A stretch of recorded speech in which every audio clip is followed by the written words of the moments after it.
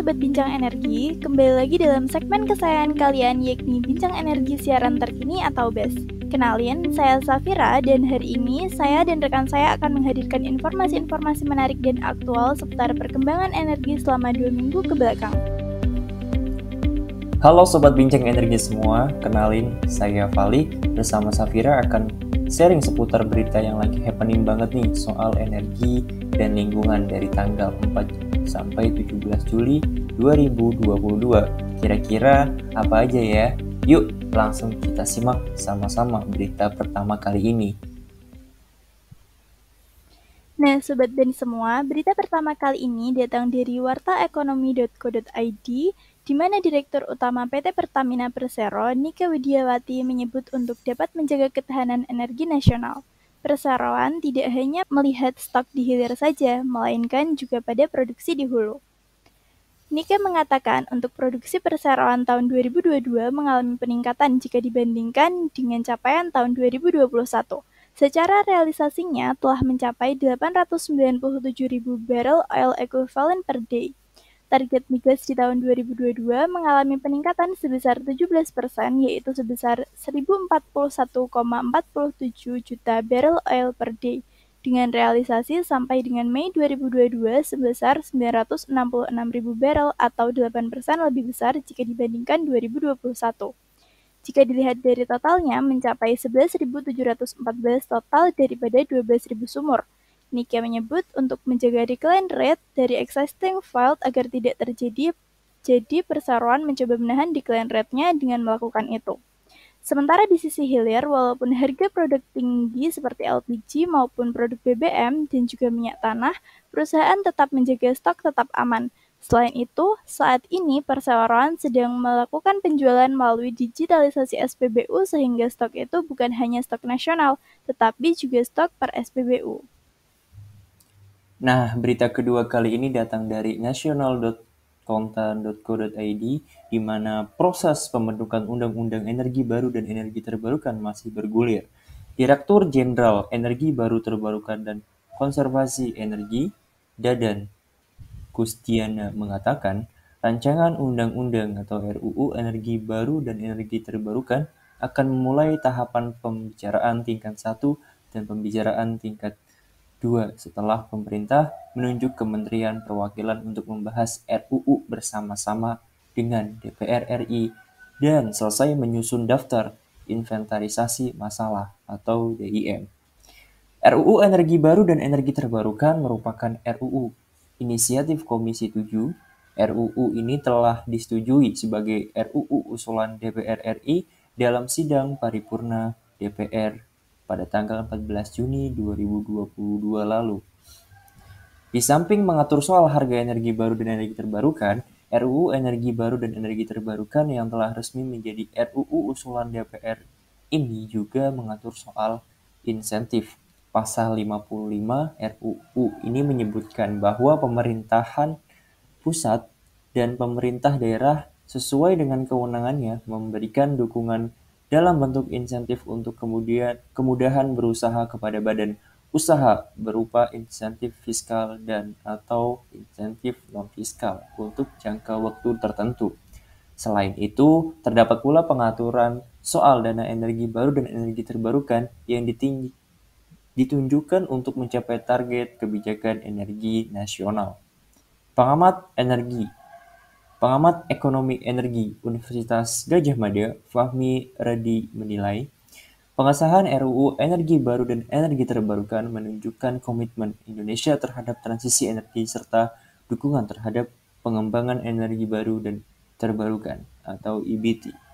Nah, Sobat Ben, berita kali ini juga datang dari ekonomi.business.com, tepatnya pada 10 Juli lalu.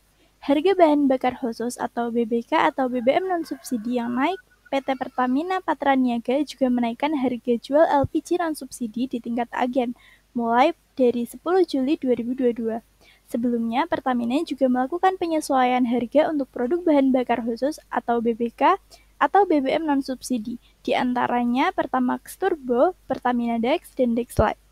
Menurut Irto, Minggu 10 Juli 2022, tren harga kontrak price Aramco atau CPE masih tinggi pada Juli mencapai $725 per metrik ton, atau lebih tinggi 13% dari rata-rata CPI sepanjang 2021.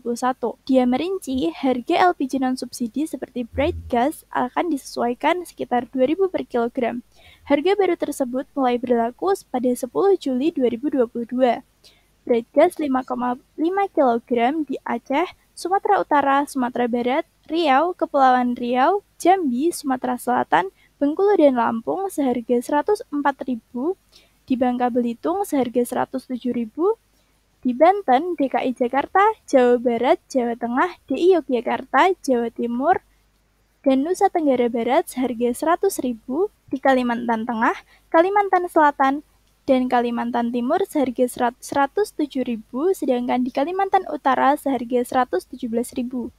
Di Sulawesi Selatan dan Sulawesi Tengah seharga Rp104.000, di Gorontalo, Sulawesi Utara, dan Sulawesi Tenggara seharga Rp107.000, dan di Maluku seharga Rp127.000. Untuk harga-harga lain, Sobat Ben dapat langsung cek di artikelnya ya. PT Pertamina Persero per 10 Juli 2022 melakukan penyesuaian kenaikan harga liquefied petroleum gas atau LPG non-subsidi di masyarakat. Kenaikan harga LPG 5,5 kilo hingga 12 kilo itu dinilai bisa berkontribusi terhadap inflasi di Indonesia. Bahkan angka inflasi diproyeksikan dapat menyentuh 5% sampai 5,5% pada tahun ini. Direktur Center of Economic and Law Study atau Kelios, Bima Yudhistira menilai semakin tinggi disparitas harga barang subsidi dan non-subsidi, maka semakin tinggi pula migrasi penggunanya. Sementara di saat yang bersamaan, pemerintah juga berupaya melakukan berbagai pengendalian dan pembatasan dalam penyaluran LPG subsidi agar lebih tepat sasaran. Bima menilai jika pemerintah menerapkan kebijakan pembatasan LPG subsidi 3 kilo, ia khawatir akan timbul masalah baru. Pasalnya, masalah pendataan untuk menentukan kriteria yang masuk golongan subsidi dan non-subsidi perlu diperbaiki secara menyeluruh. Corporate Secretary PT Pertamina Patraniaga, Irto Ginting menjelaskan bahwa kenaikan kontrak Price Aramco atau CPI yang menjadi dasar acuan pembentuk harga LPG menjadi pertimbangan tersendiri bagi perusahaan pelat merah ini melakukan penyesuaian harga. Apalagi di bulan Juli ini angkanya sudah tembus ke level 725 US dollar per metrik ton. Nah, berita selanjutnya datang dari opini yang dituliskan oleh Abra Talatov yang merupakan seorang peneliti di Institute for Development of Economics and Finance atau INDEF. Dalam opininya, Abra menekankan krisis energi yang terus merajalela. Ia juga menuliskan bahwa eskalasi konflik Rusia-Ukraina yang telah berlangsung selama 4 bulan lebih masih belum menunjukkan tanda-tanda akan berakhir. Perang tersebut tidak hanya menelan korban jiwa dari kedua belah pihak, tetapi dampaknya juga meluas ke seluruh sendi-sendi sosial, ekonomi, dan politik di seluruh dunia. Contoh korbannya adalah Sri Lanka yang baru saja mengalami tsunami politik di mana rakyat Sri Lanka berhasil menjebol istana presiden akibat tidak tahan lagi menderita atas ledakan inflasi yang mencapai 30% serta terhentinya pasokan pangan dan energi. Salah satu resiko besar yang menjadi ancaman stabilitas sosial, ekonomi, dan politik nasional ialah krisis energi akibat tren peningkatan harga komoditas energi dunia. Di tengah kemelut Rusia-Ukraina, serta meningkatnya permintaan energi global pasca pandemi COVID-19, lonjakan harga minyak mentah dunia tidak terbendung. Harga crude jenis Brent telah melompat sampai 51,6% dalam setahun terakhir menjadi 113,6 US dollar per barrel per 28 Juni 2022. Begitupun dengan harga gas alam atau natural gas yang melonjak sampai 80%, mencapai 6,6 US dollar per MMBTU per 28 Juni 2022. Di akhir tulisannya, Abra menuliskan bahwa reformasi subsidi energi sebaiknya tidak dilakukan dengan langkah yang setengah-setengah, yaitu pembatasan penjualan BBM subsidi berbasis kendaraan. Seharusnya Mekanisme menyalurkan subsidi energi dapat dibuat secara langsung dan tertutup, berbasis rumah tangga sebagaimana skenario awal pemerintah.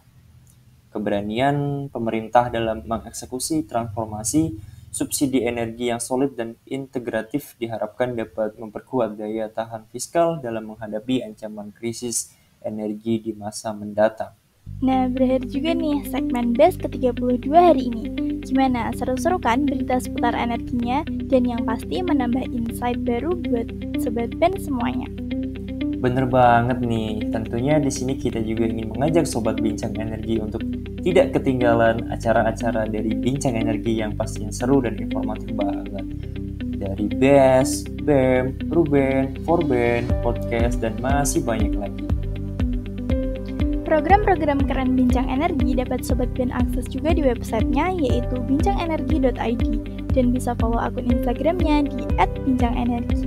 Jadi jangan sampai kelewatan ya Sobat Bincang Energi. Oke, saya Safira dari Bincang Energi. Dan saya Valih dari Bincang Energi. Salam energi berkelanjutan. Sampai jumpa di BES 2 minggu ke depan.